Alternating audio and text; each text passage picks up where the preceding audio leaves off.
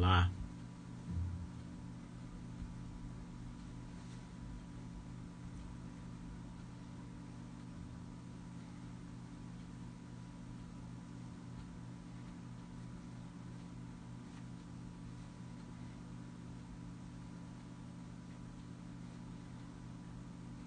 Olá, boa noite.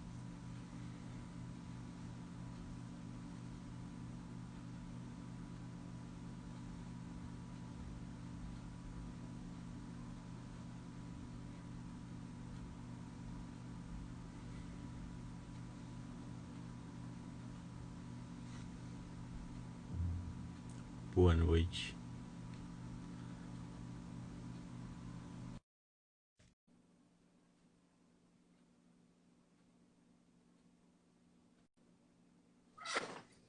Olá, boa noite, Cláudio. Boa Seja noite. bem-vindo à nossa sala virtual. Obrigado. Então, seja bem-vindo. Então, vamos começar a nossa live, né? Prezados amigos e amigas, boa noite. Sejam todos bem-vindos à nossa sala virtual. Vamos iniciar a live semanal do Centro Espírita Humberto de Campos com a presença do nosso irmão Cláudio Medeiros, que nos falará sobre o tema perda de pessoas amadas. Agradecemos a sua sintonia. Que Deus, a que devotamos a nossa gratidão, ampare a todos nós, ampare a cada pessoa que esteja nos assistindo e envolva a nossa humanidade em sua infinita misericórdia, amparando a todos que se encontram vitimados pelo coronavírus e outros desafios das nossas necessidades. Que o Mestre Jesus seja sempre a luz da nossa consciência. No próximo sábado, teremos a palestra O Amor é o Perdão, com Paulo de Tarso. Passamos a palavra para o nosso irmão Cláudio Medeiros, que após a sua palestra fará a prece de encerramento, finalizando a nossa transmissão. Bom trabalho, meu irmão. Obrigado. Com votos de muita paz. Boa noite a todos. Boa noite.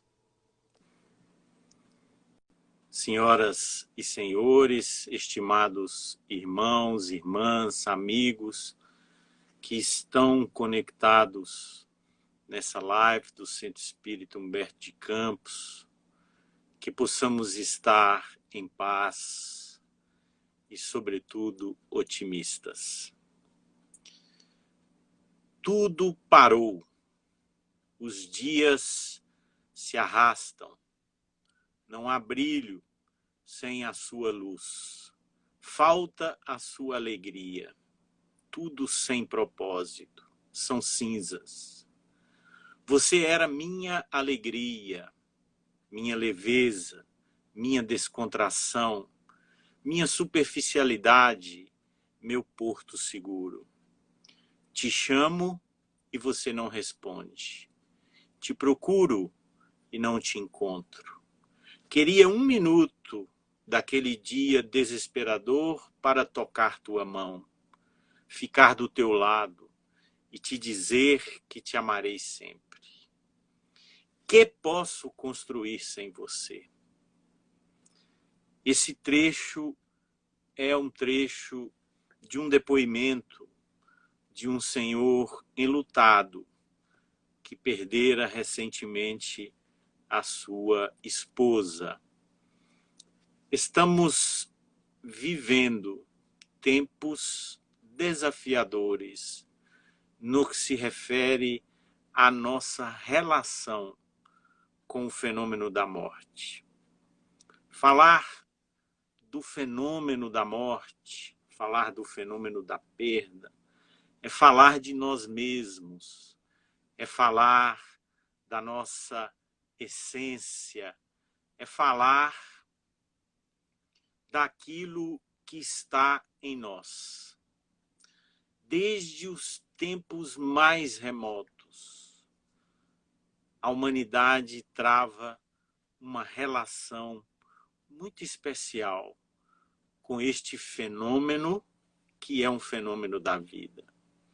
Estudos arqueológicos feitos na Europa, especificamente em Paris, localizaram fósseis de neandertais em posição de sepultamento, que indicava a realização, já naquele tempo, estamos falando de 150 mil anos, 50 mil anos, a perspectiva de ritos funerais e de uma espécie de preparação da alma daquele ser para o que vem depois da libertação do corpo, depois da morte. Nós vamos encontrar nas tradições hindus, também antiguíssimas, fenômenos especiais relacionados aos funerais e, principalmente, dentro dessa cultura, aspectos muito especiais sobre a vida que nos aguarda após o desfecho biológico. No Velho Egito, de tradições igualmente milenares e conhecidas, nós já temos e já vamos encontrar uma organização, um código, o Livro dos Mortos e todo um conjunto de regras, de diretrizes culturais, diretrizes comportamentais para este momento, para essa delicada experiência da criatura humana. Aí, na tradição egípcia, nós já temos a introdução da ideia do castigo, nós já temos uma percepção marcada por um certo temor do que vem adiante depois da experiência da Terra, e isso, de alguma forma, nos influencia até hoje no modo como nós tratamos este fenômeno natural da vida. Repetimos. Na Grécia, das tradições socráticas, nós vamos encontrar a figura mitológica do mundo dos mortos, o Hades, e as tradições de depositar uma moeda no caixão do falecido para que ele pague o barqueiro Carontes a travessia da alma para o mundo dos mortos. Em Platão, na República, nós temos um mito muito especial que um pesquisador muito conhecido americano registrou como talvez a primeira experiência de quase morte na história da humanidade. É o mito de o soldado que é recolhido no campo de batalha em aparente situação de morte e minutos antes de ser levado à fogueira, o seu corpo, ele recobra a consciência e narra para todos, dentro da ideia do mito, o que seria a perspectiva do mundo dos mortos. Mais adiante nós vamos ter nas tradições cristãs toda uma discussão sobre a existência do inferno, sobre essa ideia do castigo eterno e permanente, que vai se consolidando enquanto dogma e vai influenciando, muitas vezes de maneira bastante negativa, a nossa concepção da vida que nos aguarda no mais além. Um aspecto curioso de se notar é que, ao longo do tempo, essa nossa relação com o fenômeno da morte, com a partida dos entes amados, tem uma variação conforme os aspectos culturais, nos chamando a atenção que, acima de tudo, é uma construção. Um estudioso brasileiro, estudando o fenômeno do luto, vai registrar que, até o século XX, a experiência cotidiana da morte era muito natural entre as sociedades medievais. As crianças participavam desse fenômeno, acompanhavam a despedida do moribundo, que quase sempre se dava no âmbito das residências, dos lares, das famílias. Existe inclusive aquela famosa pintura de um moribundo à beira de um leito, quase partindo, e as crianças ao redor brincando ingenuamente, entre aspas. Com o dobrar dos séculos, o que aconteceu foi que, se nessa época, nestes tempos em que a morte era um fenômeno natural, o sexo era um tabu. Não se falava dele, não se tocava no assunto. Enquanto a morte, fenômeno natural, fazia parte da família, fazia parte das relações sociais cotidianas. O que aconteceu, segundo este pesquisador, é que houve uma mudança. A morte, primeiro, saiu dos lares. Deixou de ser uma experiência da família, um fenômeno natural, e foi transferido para as instituições hospitalares. Foi transferido, foi banido do lar. E a partir daí, esse tema virou tabu, onde nós não tocamos. É mais fácil hoje um jovem, uma criança, saber falar bastante sobre as experiências do fenômeno sexual, que deixou de ser tabu, mas não saber ou não ter nenhum preparo emocional para lidar com este fenômeno da morte. Nos tempos pandêmicos, a situação ou a nossa relação com esse fenômeno se agrava muito. Hoje, no campo dos estudos dos fenômenos relacionados à pandemia atual, nós vamos ter as repercussões psicológicas e emocionais e de saúde mental assumindo uma dimensão tão grave que é considerado, inclusive, um fenômeno mais impactante, mais grave que a própria pandemia em si. Porque desabituados, deseducados, sem uma formação assentada em valores espirituais consistentes, a maioria de nós enfrenta este fenômeno de uma forma muito sofrida, com muita dificuldade. E há que se considerar estas dificuldades. O luto está se transformando num fenômeno patológico. A maneira como a morte, nestes tempos, adentra pelos lares, de forma abrupta, sem avisar, sem o devido preparo, tem causado transtornos emocionais, psicológicos, que todos nós conhecemos aí, evidenciados pela mídia. A reação da perda desse ser querido, do ser amado, do ser da família, de um amigo, de um colega de trabalho, tem levado as pessoas a sentimentos de ansiedade, de depressão, muitas vezes de culpa, e também numa situação mais extremada de perda de sentido da vida. Não estamos tendo a oportunidade, por questões sanitárias, de viver os rituais de despedida, tão importantes, tão necessários do ponto de vista de uma saúde psicológica, para aqueles que estão partindo e para aqueles que estão ficando. Sem contar a impossibilidade, em muitos casos, dos rituais funerários, que não está sendo possível levar a efeito.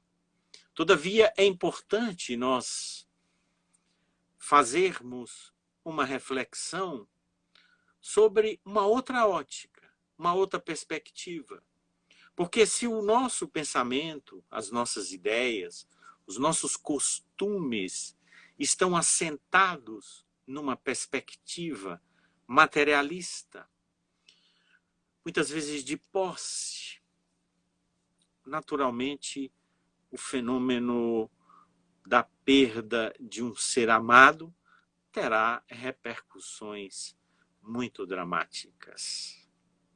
A partir da publicação em 1857 do Livro dos Espíritos, a humanidade tem a oportunidade de acessar um novo paradigma.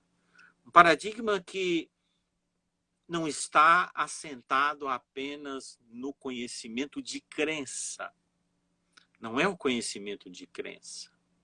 De lá para cá, braços da ciência, da pesquisa, da medicina, da sociologia, têm mergulhado a sonda da investigação acerca dessas questões existenciais fundamentais.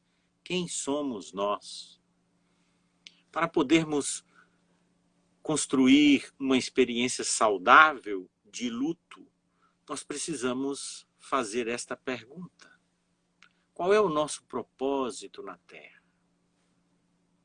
O que representam os laços de afeto, de sangue, de amizade, os laços sociais que são construídos na experiência existencial de cada um de nós? E, sobretudo, o que representa para cada um de nós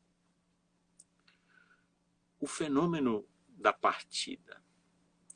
É a perda, é a ruptura definitiva, é o fim, é o nada. Nós aprendemos em Espiritismo que nós não somos criados no momento da concepção. O primeiro paradigma que precisa ser revisto é esse. Quem somos nós? Nós somos espíritos imortais. Temporariamente na experiência da Terra. Temporariamente na experiência da Terra. Isso significa dizer que não é o oposto. Espíritos da Terra temporariamente desencarnados, temporariamente mortos. Isso faz uma diferença muito grande.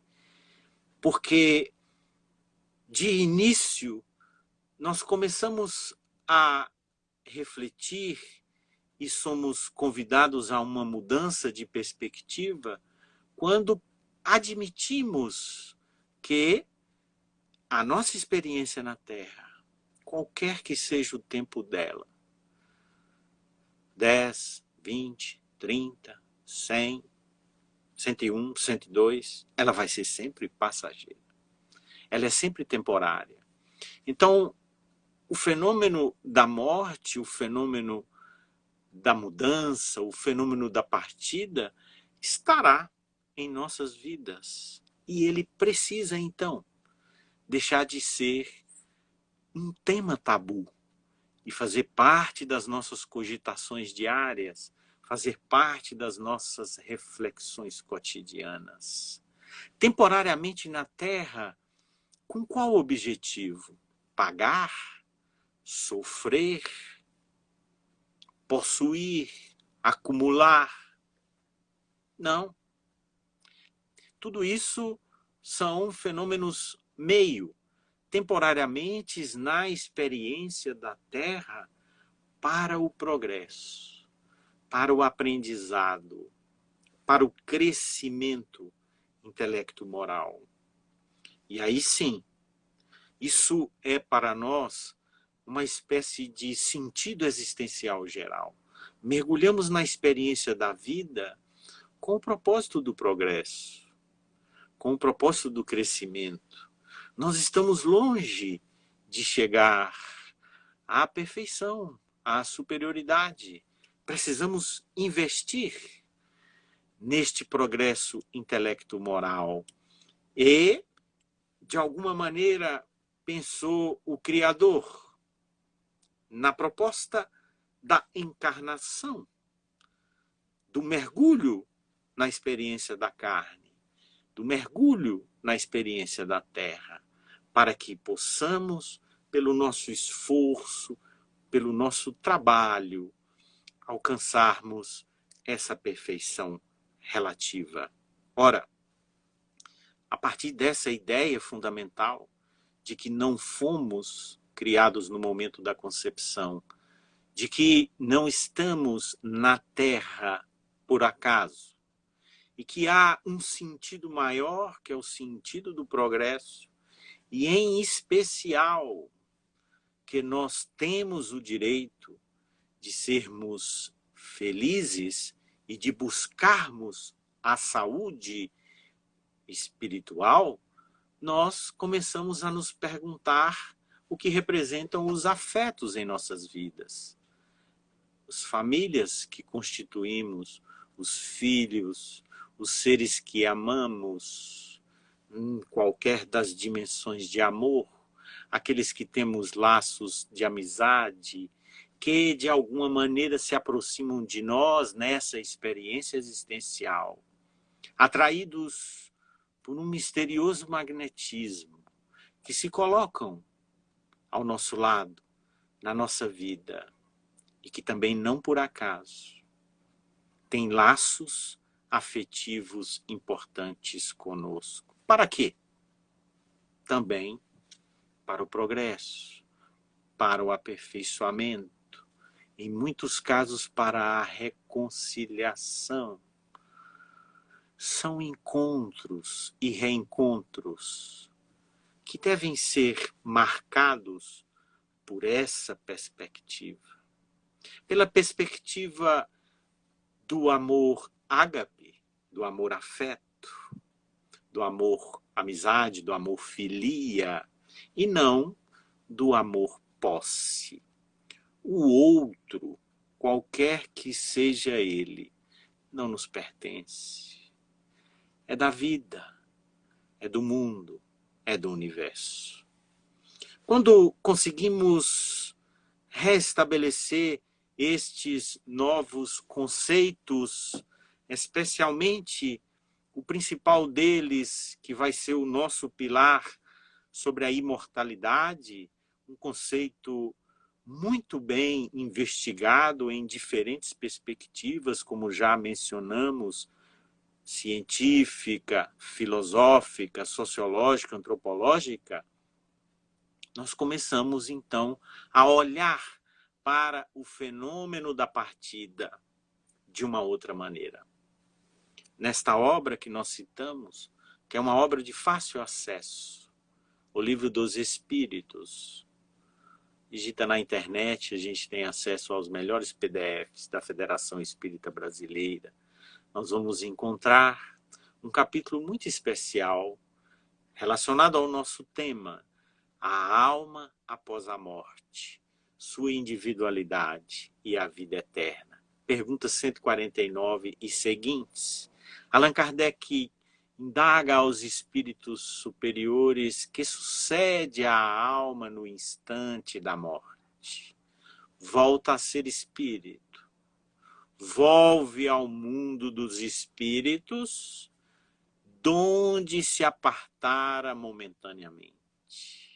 Daí o convite espírita para que o fenômeno da morte conosco, com aqueles que estão ombreados na nossa caminhada terrena, passe a ter uma outra perspectiva, um outro olhar. E não um olhar de perda, e não o olhar do nada, do fim do desaparecimento. E isso nos levará, inclusive, a ressignificar a nossa experiência de luto.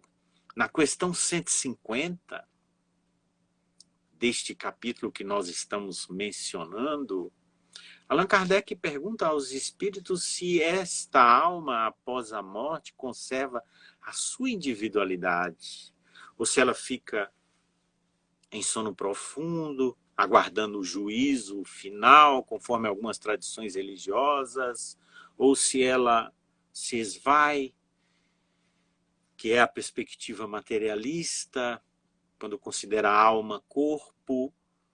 A resposta é muito clara. Sim, a alma conserva a individualidade. jamais a perde, permanece. Então nós temos aí um olhar diferente, especial, que contrapõe a perspectiva materialista. Aqueles que deixam a Terra, não deixam a Terra para o nada. No rumo do desaparecimento, muito menos para o inferno eterno, para o sofrimento eterno, muito menos para o sono que desaparece. Quem deixa a Terra retorna ao grande lar, volve ao mundo dos espíritos, volta à grande dimensão espiritual e mantém a sua individualidade.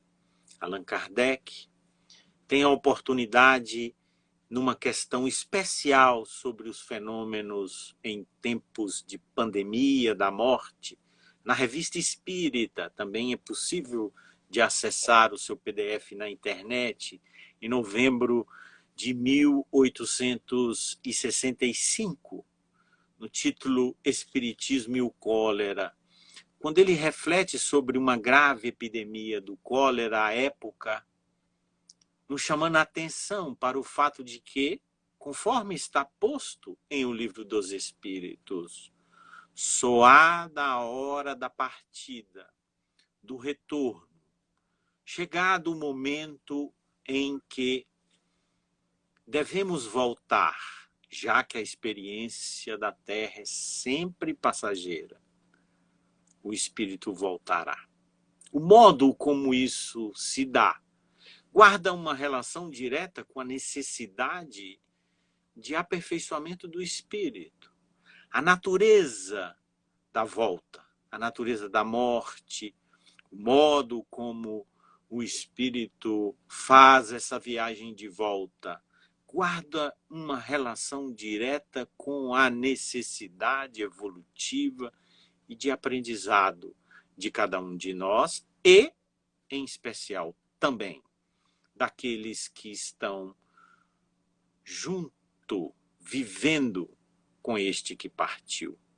Daí, a gente vai entender que, salvo uma situação muito especial, onde a pessoa leva a cabo uma violência contra si mesmo, no autoextermínio, o momento da morte, o momento de voltar, faz parte da própria experiência evolutiva do espírito. Ninguém volta antes do tempo, a não ser que dê causa a esse fenômeno. E aí nós temos uma situação mais crítica. Em geral, a regra é que o nosso tempo de experiência na Terra é marcado pelas nossas necessidades. E isso, de alguma forma, pode nos trazer conforto, consolação e, sobretudo, não nos levando a sentimentos de culpa tão comuns nesses tempos difíceis. Se ela vai se dar por um fenômeno pandêmico, se a volta ao grande lar vai se dar por um fenômeno natural, comum, só há do momento é chegado o instante de seguir.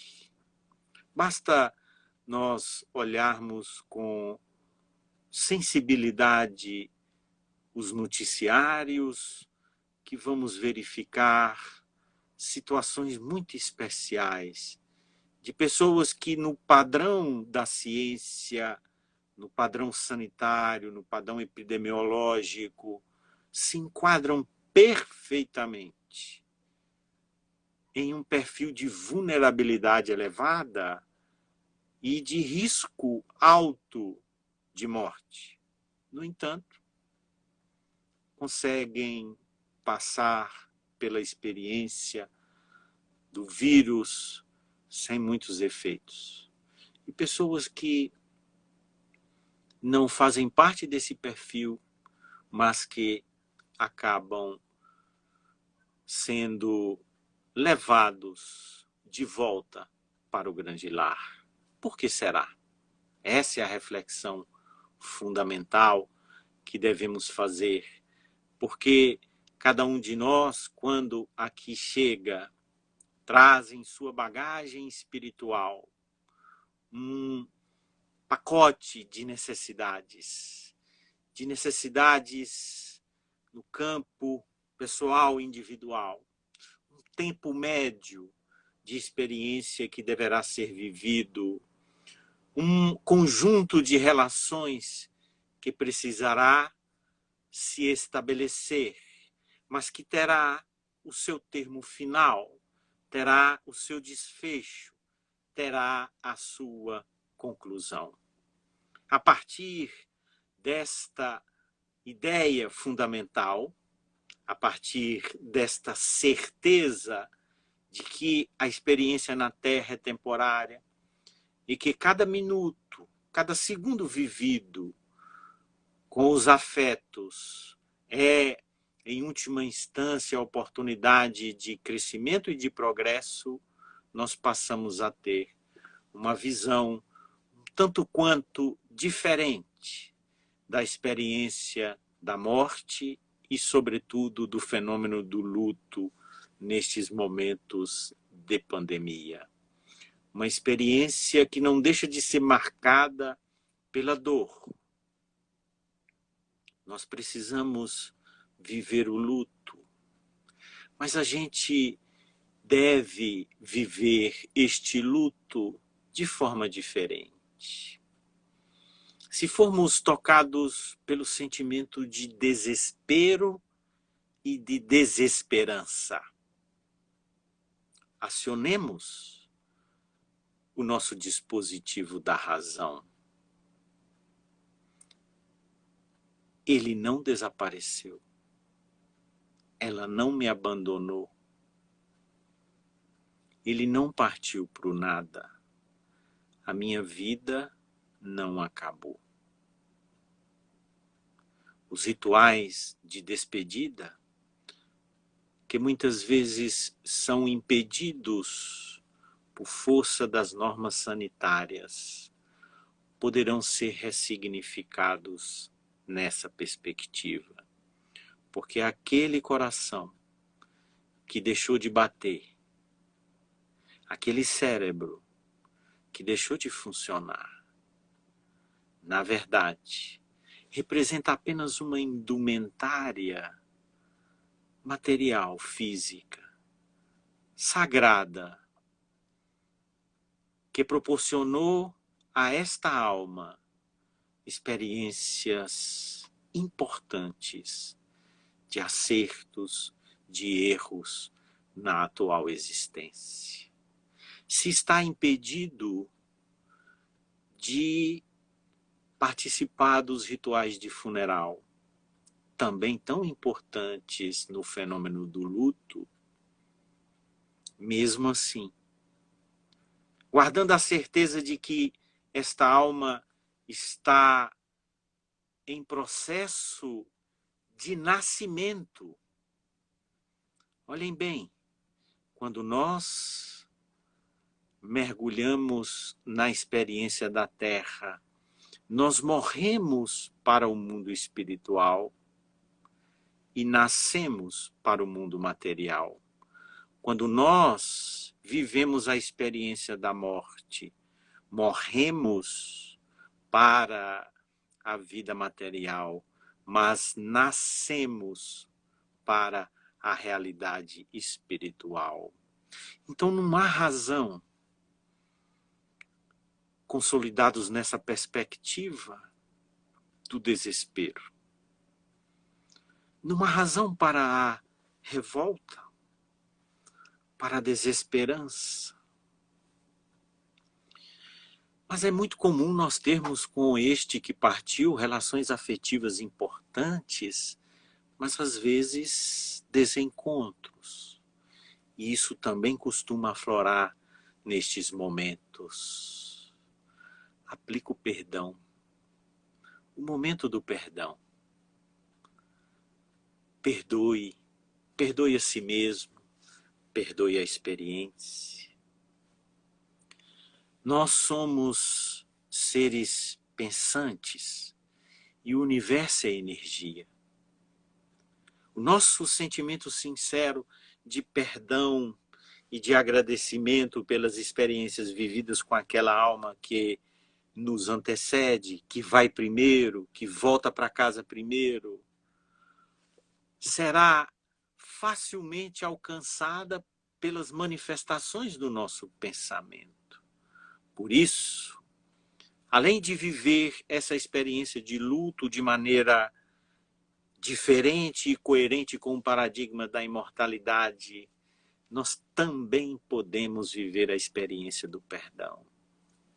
Passar em revista as experiências que a gente teve com esse ente querido e perdoar qualquer desacerto. Deitar o olhar sobre aquilo que foi positivo. Pensar e vibrar. Entender que por alguma razão, que talvez a própria razão vai desconhecer neste momento, por necessidade nossa e por necessidade dele, o seu retorno se deu no contexto da pandemia e, por força sanitária, por força de saúde, não foi possível realizar os fenômenos, os rituais, as experiências de despedidas tão importantes, os funerais e toda uma preparação. Muitas vezes isso acontece de forma abrupta. De manhã estávamos com ele, à tarde ele partiu. Mas isso ocorre com ou sem pandemia. Então, considerando essa perspectiva, nós podemos viver a dor da saudade, os conflitos, muitas vezes, talvez, o próprio sentimento de revolta ressignificado de uma outra maneira. É canalizar a dor da saudade, a força desses conflitos domada pelo perdão, para um outro sentimento que é o sentimento de gratidão. Da dor da saudade para a gratidão. A gratidão pelos momentos vividos, a gratidão pelo tempo que estivemos juntos, a gratidão pelos acertos, a gratidão pelos desacertos, afinal de contas, somos estudantes na escola da vida, buscando a melhoria da nossa maturidade, intelecto, moral e espiritual. Quem não erra, quem não escorrega. E se por acaso não tivemos a oportunidade de uma reconciliação face a face, mais verdadeira, mais sincera, não percamos a esperança. Este momento chegará.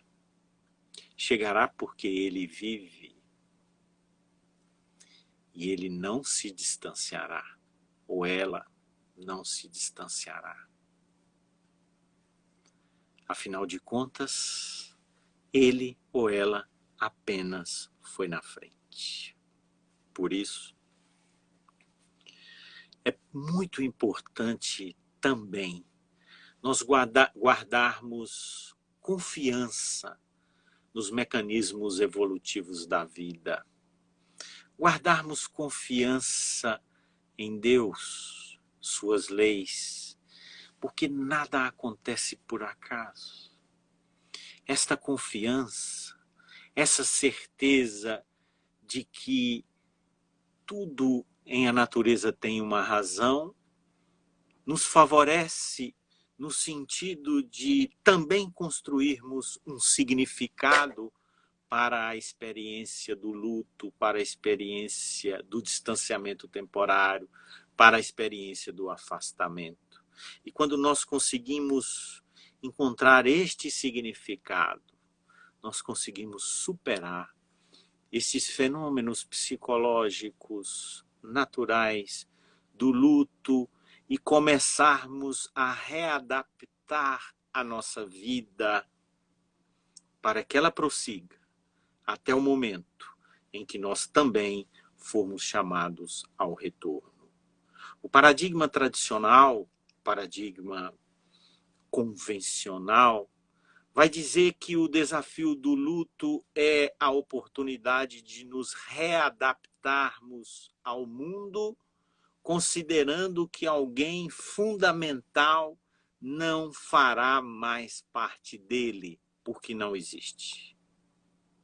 A partir da certeza da imortalidade da alma, a partir da certeza de que nós somos espíritos imortais temporariamente na experiência da Terra, este desafio tem uma narrativa diferente.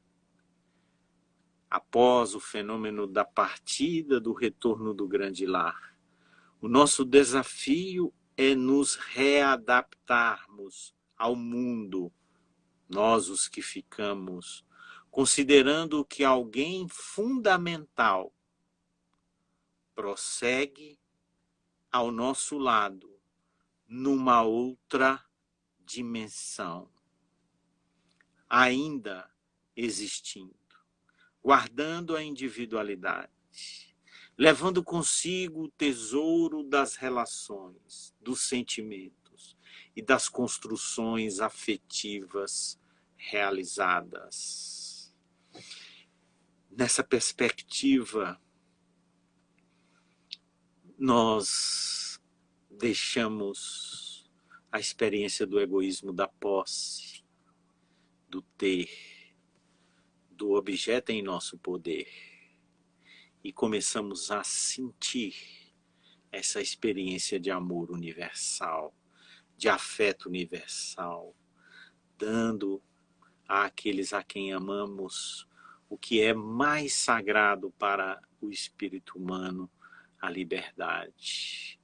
E isso fará tão bem para essa alma do outro lado, tão bem, porque primeiro ela vai receber todas essas manifestações de afeto, de gratidão, e ela vai conseguir superar as marcas de uma transição mais difícil, sem a oportunidade da despedida, mais solitária, rapidamente, recobrando a consciência, restabelecendo a saúde e, sobretudo, conforme as leis da vida, retornando para o nosso convívio, retornando para a experiência conosco.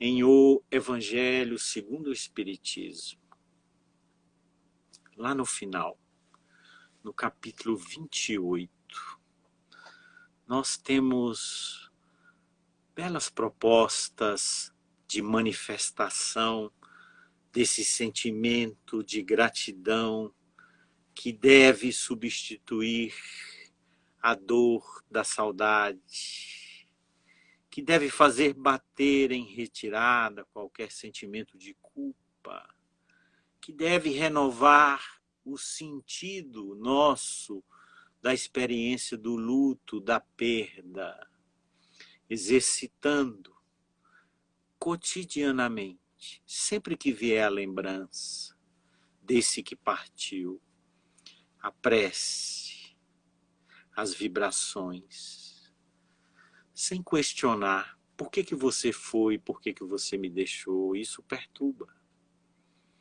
Mas com gratidão a uma em especial, intitulada Prece pelas pessoas a quem tivemos afeição. E a gente não pode esquecer A gente não pode encerrar as nossas reflexões sem lembrar também daqueles que deixam a vida por experiências mais terríveis, os abandonados, os criminosos, os que ainda são vítimas de uma sociedade violenta e agressiva e, sobretudo, ignorante, que vai colocar na pena de morte a solução dos problemas que só a educação, que só a paz vai restabelecer. Não só para aqueles que nós temos afeição, mas para estes também. Ela se chama, como eu disse, prece pelas pessoas a quem tivemos afeição. Diz assim: digna-te, ó meu Deus, de acolher, benévolo, a prece que te dirijo pelo Espírito fulano de tal. Faze-lhe entrever as claridades divinas e torna-lhe fácil o caminho da felicidade eterna. Oh, que parágrafo bonito, de libertação da alma. Permite que os bons espíritos lhe levem as minhas palavras e os meus pensamentos. Tu, que tão caro me eras neste mundo, escuta a minha voz, que te chama para oferecer novo penhor da minha afeição. Permitiu Deus que te libertasses antes de mim. E eu, disso, não poderia me queixar sem que fosse o egoísmo. Porquanto, fora querer-te sujeito ao meu lado ainda as penas e sofrimentos da vida. Por isso, espero, pois, resignado, o momento de nos reunirmos de novo, no mundo mais venturoso no qual me precedestes. Sei que é apenas temporária a nossa separação e que, por mais longa que me possa parecer a sua duração, nada é em face maior do que a ditosa eternidade que Deus promete aos seus escolhidos. Que a sua bondade me preserve de fazer o que quer que retarde esse desejado instante e me poupe assim a dor de não te encontrar. É uma advertência para que não busquemos antecipar fenômenos que são naturais da vida, deixando o cativeiro da terra antes do tempo. Oh, quão doce e consoladora é a certeza de que não há entre nós mais do que um véu material, mais do que um corpo, que te oculta às minhas vistas, de que podes estar aqui, ao meu lado, a ver e a ouvir como outrora, senão ainda melhor do que outrora, de que não me esqueces, do mesmo modo que eu te não esqueço, de que os nossos pensamentos constantemente se intercruzam e que o teu sempre, sempre me acompanha, me acompanhará e me ampara. Que a paz do Senhor seja contigo, meu afeto que se foi. Que a paz do Senhor seja com todos nós, estimados irmãos e irmãs.